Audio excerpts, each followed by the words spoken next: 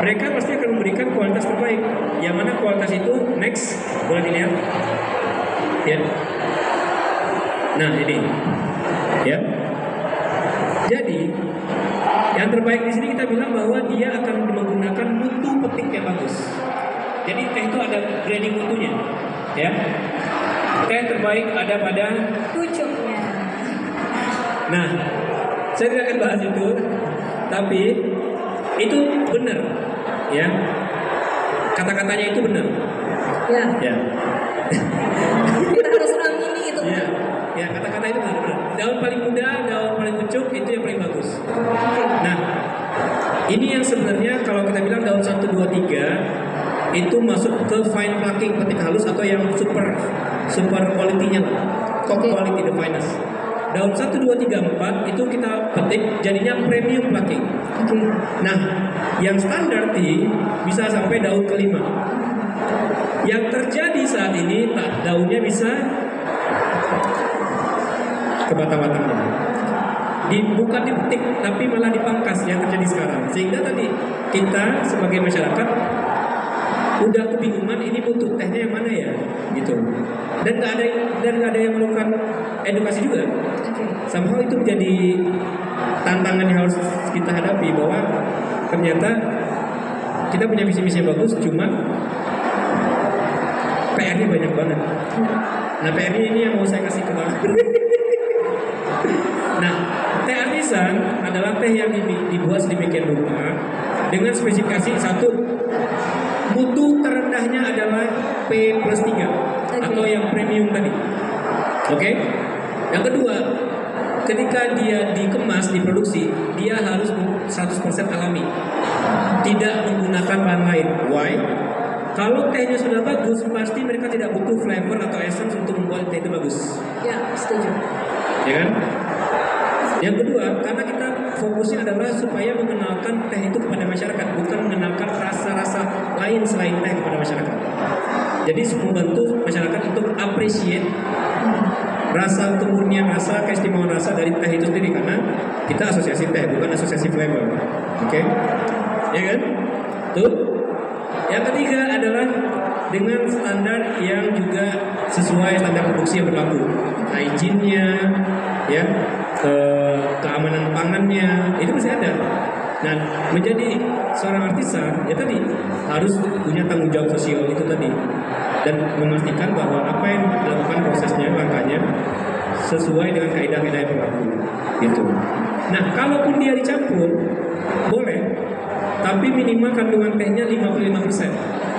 Balik lagi, karena kita adalah asosiasi artisan teh, bukan asosiasi artisan jamu, ya kan? Karena nanti beda lagi kategori jamu nih nanti. Nah, dan herbal rempah yang dicampurkan juga harus berkualitas baik dan tadi 100% alami itu. Ya, paling itu aja sih kalau untuk definisi produk teh artisan. Terima kasih banyak. Jadi mungkin Bapak Ibu sudah mulai tergambar ya apa itu asosiasi artisan teh Indonesia ya. Jadi tadi sudah dijelaskan juga oleh Mas Reda. Jadi ketika why-nya berbeda, maka nanti hasil produknya juga akan berbeda ya Mas Reda. Jadi segala sesuatu bergantung pada niatnya. Kan kita sering sekali dengar. Oke, mungkin kita berpindah nih dari Mas Reda ke Bang Har. Jadi Bang Har ini dari Asosiasi Kopi Indonesia sudah punya juga berbagai macam bisnis di bidang kopi ya Bang, selaku direktur juga dari PT Tiny Town Indonesia yang bergeraknya banyaknya di coffee shop gitu Bang. Nah pengen tahu Bang, tadi kan sudah dipaparkan apa sih itu teh artisan Indonesia. Nah pengen tahu sebenarnya menurut Bang Har dari kacamata pebisnis kopi, sejauh mana sih sebenarnya tren teh artisan ini sudah ada di peminumnya? Karena kan tadi Bang Reda paparkan bahwa banyaknya nih kalau misalnya ke coffee shop ya tembung juga kalau kita minum 3. Perkenalkan, nama saya Haryanto, biasa dipanggil Bang Har atau Bang Hari. Ya, karena memang branding saya munculkan ke saya abang-abang biar lebih mudah. Abang-abang tukang kopi ini Mbak ya. Ya, jadi aktivitas keseharian saya dan saya dikenal sebagai seorang trainer dan sebagai seorang asesor, khususnya asesor barista, trainer dan asesor barista. untuk latar belakang memang saya sering bermain di bidang metodologi pelatihan. Oke. Jadi menyiapkan SDM yang dibutuhkan oleh industri. Dan inilah yang menyebabkan saya akhirnya sering berkomunikasi dengan teman-teman yang di industri. Kira-kira mereka butuh apa sih gitu. Nah itu yang saya siapkan. Karena apa? Industri itu butuh SDM yang kompeten. Betul, setuju. Nah, dari komunikasi tadi ya termasuk yang saya jalani sendiri, teh itu memegang peranan kalau untuk di revenue 30 sampai 40%. 30 sampai 40%, Ya. cukup besar ya Bang? Ya, Revenue. ini saya ambil dari data tadi pas lagi ngobrol saya langsung cek bagian keuangan, tolong dong kita 3 bulan terakhir persentase. Untuk di kopi sendiri itu di 60%. Oke. Karena memang kita bermainnya di kopi, brandingnya kopi. Tapi di situ ada produk selain kopi, ada teh dan coklat. Nah di sini ini yang menjadi alasan dan kenapa akhirnya saya mendekat ke teman-teman di teh. Barista itu nggak cuma kopi, harus bisa nyeduh teh, harus bisa ngolah coklat. Ini. Jadi barista itu secara umum, secara general itu peracik minuman non alkohol. Itu yang sering saya bawa. Oke. Berarti di situ ada berbagai macam minuman selain kopi. Ada ya kopi ini kita bisa bilang minuman kategori minuman aromatik. Oke. Ada kopi yang masuk kategori ini ya. Ada kopi, ada teh dan coklat. Nah selain itu ada beberapa minuman yang lain kayak sparkling water. Nah itu saya nggak main ke situ. Jadi memang pengennya yang natural aja yang saya bawa ke situ. Jadi teh ini saya lihat bukan sebagai kompetitor, tapi produk alternatif di coffee shop. Oke. Karena gini, ketimbang ada 2 orang atau 3 orang yang mau cuma 1 orang, yang 2-nya pesen mineral water. Jadi sebaiknya udah saya switch aja, ada produk yang lain. Idealnya kopi, judulnya brandingnya ya kopi ya. Tapi pada dasarnya saya juga jualan teh ada coklat. Dan memang pilihan kita untuk menggunakan bahan baku yang mana. Kita termasuk beruntung akhirnya ada artisan berdiri, artisan teh Indonesia berdiri di Indonesia itu karena kita butuh standar. Ya, kita butuh standar apa itu artisan teh, apa itu kualitasnya kayak gimana, standarnya itu kita butuh. Jangan sampai masing-masing industri akhirnya nggak klaim standar masing-masing. Saya ambil contoh deh yang paling gampang. Kita masuk rumah makan Padang, kalau ngomongin rendang pasti udah tahu semuanya rendang kayak gimana bentuknya. Betul. Karena udah jadi kebiasaan kita, karena udah jadi habit, akhirnya kita sebagai penikmat tahu mana rendang yang enak, mana yang enggak, mana yang enak banget gitu. Yes. Mana yang layak kita beli, mana yang enggak, gua nyesel beli yang ini. Oh ada ya? Saya juga kasih rendang. Nah harapan kita juga gitu di teh. Kalau di kopi sekarang alhamdulillah udah kejadian, maksudnya udah umum. Kita bisa masuk ke kedai kopi dan menilai ini kopinya kualitas specialty. Oh ini benar. Ini yang ini gitu. Nah harapan saya juga di teh akan begitu.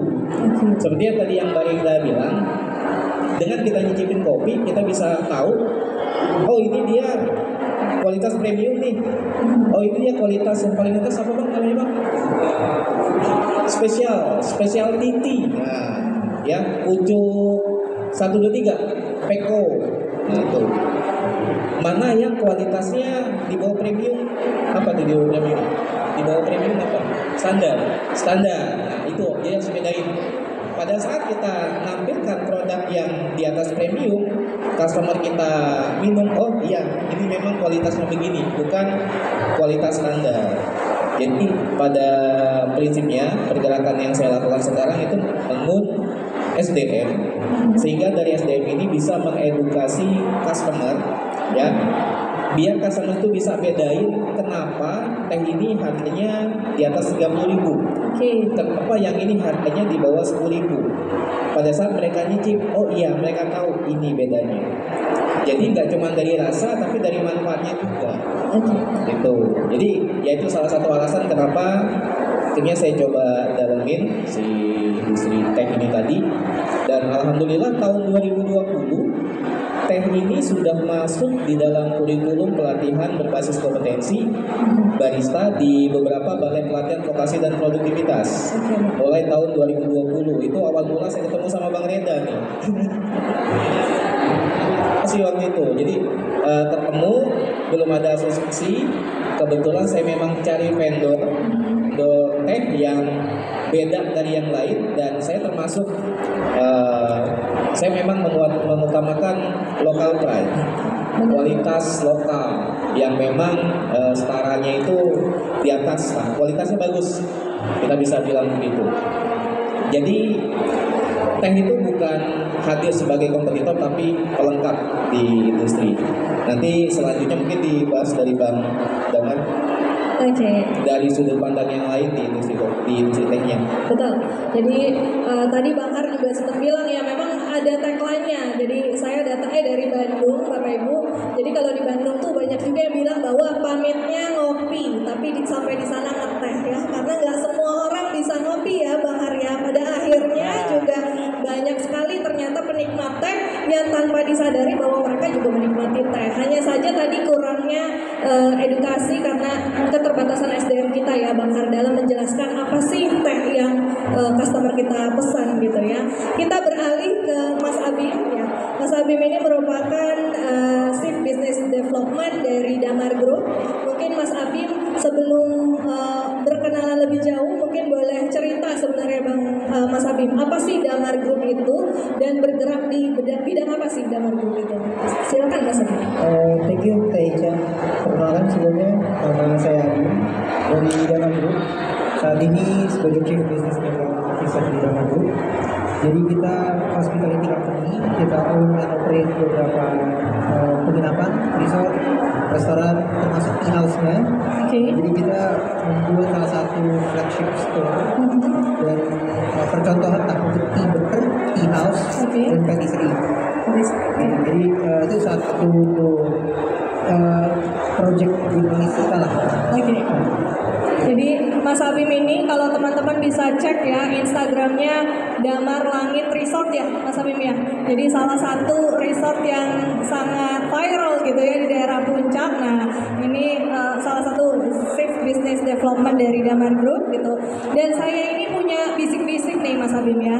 Jadi katanya gitu, saya tuh sering bepergian gitu ya. Kalau kita pergi ke resort, ke hotel, belum banyak yang in room tea-nya itu merupakan teh lokal Indonesia. Dan ternyata di Damar Langit Resort itu katanya in room tea-nya itu sudah teh lokal Indonesia, kualitas artisan. Keren ya, kita beri tepuk tangan dulu dong untuk Damar Langit Resort ya. Jadi kalau penasaran Bapak Ibu silakan langsung booking Damar Langit Resort. Mas Abim Adlibs ya langsung ya Adlibs. Oke. Gimana Mas Abim? Pengen tahu sebenarnya responnya nih. Kalau saya sih sangat wow ya, karena biasanya kita menemukan sesuatu yang biasa aja. Yang dulu katanya kalau bapak saya zaman dulu kalau kita ke hotel selalu dibawain teh kopinya, ya kan? Kalau sekarang kayaknya udah nggak usah dibawain deh, udah nggak spesial gitu ya. Ada di mana-mana tehnya dan ya gampang mudah didapatkan gitu. Tapi kalau di Damar Langit Resort ya kayaknya saya pengen, kalau saya sih responnya sebagai customer boleh nggak minta lagi diisiin gitu ya. Gimana Mas Abim? Respon market itu seperti apa sih ketika Mas Abim mentris gitu ya in room tea-nya itu menjadi teh artisan Indonesia? Jadi sebenarnya kita melihat case ini dari dua perspektif saja. Jadi pertama tehnya sendiri bukan hanya lokal, tapi grade-nya tadi artisan dan bahkan grade specialty yang kita berikan. Yes. Nah, kita melihatnya dari dua perspektif. Yang pertama business and business with a mission. Jadi missionnya apa nih yang kita lagi bawa saat ini? Berangkat dari keresahan kami as a hoteliers ya, mungkin operator juga. Most operator lokal atau chain internasional, meskipun mereka bergerak di Indonesia, itu tehnya kita bisa lihat lah tehnya apa, grade-nya apa, dan itu bisa dibandingin kalau kita di luar itu kita di TJ bilang bisa ditemukan di mana aja, bahkan di minimarket bisa ditemukan teh yang serupa. Why not kita nggak cuma klik, tapi juga educate the market. Jadi business with a mission ini yang oke as a business ini ternyata ini kan modal untuk specialty tea itu nggak tinggi loh. Yes. Nggak besar dan nggak mahal, nggak yang kita jual specialty itu mahal, sophisticated banget. Yes. Nggak sebenarnya. Itu yang pertama. With vision-nya di saat kita mau mengenalkan produk baru ini, bahwa di satu sisi kita juga menemukan fair trade ke petaninya, terus juga kita kasih juga terbukti, dan produknya kita custom, bespoke dan juga tailor untuk occasion itu. Jadi yang bayangin kita masuk ke satu kamar, ke satu ruangan, ada teh, yang tehnya itu didesain, di-create, dibuat. Nah itu spirit of artisan itu di situ. Yes. Untuk occasion itu, untuk siang hari dan malam hari. Oke. Jadi spesifik banget tuh. Dan itu melalui proses yang cukup panjang. Kita lihat nih kalau siang kira-kira tehnya cocok apa, malam apa. Dan ternyata feedbacknya luar biasa bagus. Persis sama yang tadi TJ bilang, ini bisa nggak kita bawa pulang? Dan bisa dibeli atau bisa kita kasih lagi kan biasanya. Okay. Tapi feedbacknya luar biasa kan. Jadi ada experience lagi. Yang pertama tehnya cuma bisa ditemukan di situ. Yang kedua mereka ternyata contribute dan mereka melakukan impactful purchase lah kita nyebutnya. Jadi nggak cuma menyenangkan kita, tapi di hulunya itu ada petani-petani yang alhamdulillahnya juga bisa terbantu dan mereka membeli produk atau menikmati produk grade-nya artisan atau specialty. Gitu sih Bang. Keren banget ya Damar Langit ini.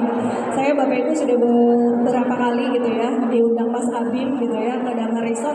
Selain memang pengalaman tadi ya Mas Abim ya yang nggak bisa tergantikan gitu ya dengan resort-resort yang lain gitu ya.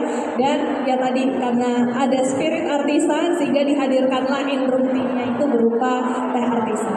Mas Abim, satu lagi yang mau ditanyain. Selain dari in room tea-nya itu ya teh artisan, sebenarnya teh artisan Indonesia itu bisa dibikin model produk apa aja sih? Karena kan tadi berarti Mas Abim tuh punya tea room juga dan tea house gitu ya di Damar Langit. Jadi model produknya itu seperti apa? Apakah cuman in room tea atau bisa digimanain lagi di Mas Abim gitu? Oke, gitu. Jadi komposisinya sebenarnya pas banget ya kan. Ini ada hulunya banget nih. Betul. Ada yang di tengahnya ada hilirnya. Hilirnya. Saya penanyanya. Ya, jadi di hilirnya kami sadar nggak teh ini nggak cuman bisa kita deliver ke tamu melalui satu cara aja. Jadi nggak cuma melalui in-room tea atau hot brew aja sebenarnya. Oke. Nah, ada derivatif produknya atau produk turunan lainnya itu bentuknya tea mocktail. Dan ini belum common nih, mungkin ya bang. Tea mocktail mungkin sudah lama ceritanya. Cuman tea mocktail yang pakai artisan tea ini baru-baru ini nih kami juga dengar dan kami juga buat di salah satu tea house kami. Jadi kalau kita lihat di supply value chain ini di paling kanan, produk turunannya kan banyak. Salah satunya tea mocktail tadi. Untuk orang-orang yang occasionnya lagi nggak mau minum panas dan lain sebagainya. Kalau mungkin kopi, saya sebagai penikmat kopi juga nggak bisa minum lebih dari 3 kopi lah sehari gitu, 3 gelas kopi gitu. Tapi teh ini bisa berkali-kali karena flavornya banyak banget. Flavor as in bukan flavor penambah rasa ya, tapi rasa dari daun tehnya sendiri yang beda-beda. Terus produk turunannya banyak banget ya. Jadi nanti habis ini akan ditambah sama teman-teman juga. Ada bisa kita blend sama mungkin ada sirup dan lain sebagainya. Tapi di situ kita bikin standar. Standarnya ini minimal tehnya sendiri itu 55%. Kenapa? Kita pengen make sure mocktail ini bukan sirup mocktail sih. Jadi memang tea-nya kerasa, ada pahitnya, ada purnya di ujung lidah, tapi juga di awal-awal, di akhir-akhir ada juga gitu. Jadi memang produk turunannya banyak banget yang bisa diekspor sekarang. Karena teh sendiri itu memang banyak sekali manfaatnya ya Bapak Ibu ya. Jadi ketika kita tambahkan ya dibanding dengan kalau misalnya mocktail ya Bapak Ibu yang saya tahu kan kalau dipakainya air putih ya air kosong gitu ditambahkan dengan perisa maka ya sudahlah gitu ya nggak ada manfaatnya. Tapi begitu teh kemudian kita tambahin semacam sirup atau jus atau apa yang nanti dijadikan olahan tea mixology itu pasti jauh lebih jadi functional beverage ya Bang Hari yang mungkin juga jadi tren dari F&B saat ini. Sebelum sebelum lebih jauh dengan akang-akang abang-abang kita yang di depan ini, Bapak Ibu, saya pengen menginformasikan juga waktu talk show kita itu tidak terlalu banyak. Jadi Bapak Ibu juga boleh memberikan pertanyaan ya. 3 pertanyaan pertama ya kepada narasumber kita di sini ya, boleh satu-satu nih, yang nanya ke Bang Reda 1, ke Bang Kar 1, kemudian ke Mas Aben 1. Ada 3 hadiah ya dari Sila Agri Inovasi gitu ya untuk kita semua, 3 orang penanya di sore hari ini. Mungkin kita buka dulu untuk Q&A ya, sebelum nanti kita akan masuk ke gimana caranya kalau saya mau jadi member Arti. Kayaknya semuanya udah kayak gitu loh Bang. Jadi udah kayak, aduh saya pengen jadi member Arti gitu ya, saya dilihat-lihat dari wajahnya. Oke, kita buka pertanyaannya, boleh dibantu tolong Ibu. Oke. Saya pinjam aja dulu. Oke, saya izin turun ya.